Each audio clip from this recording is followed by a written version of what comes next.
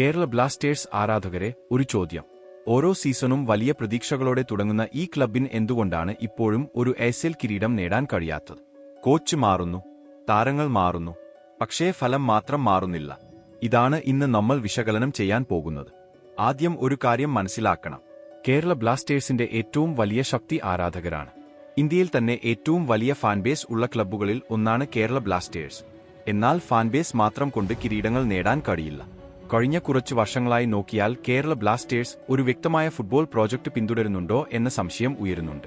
ഒരു കോച്ച് വരുന്നു, അദ്ദേഹത്തിന്റെ രീതിക്ക് അനുസരിച്ച് ടീം നിർമ്മിക്കുന്നു.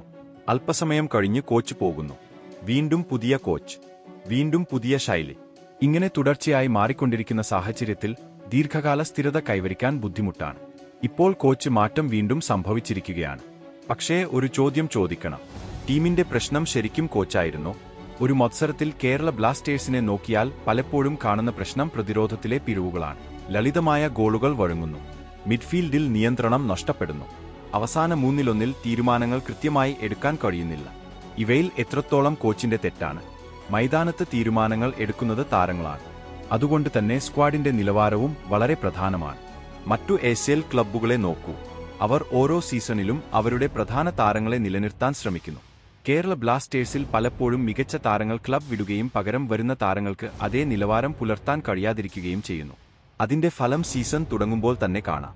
ഇനി മറ്റൊരു പ്രധാന വിഷയം, റിക്രൂട്ട്മെന്റ്. വിജയിക്കുന്ന ക്ലബ്ബുകൾക്ക് ഒരു വ്യക്തമായ ട്രാൻസ്ഫർ തന്ത്രമുണ്ട്. ഏത് സ്ഥാനത്താണ് കുറവ്? ആരാണ് ടീമിന് യോജിക്കുന്നത്? ഇതെല്ലാം കൃത്യമായി പഠിച്ചാണ് അവർ താരങ്ങളെ കൊണ്ടുവരുന്നത്.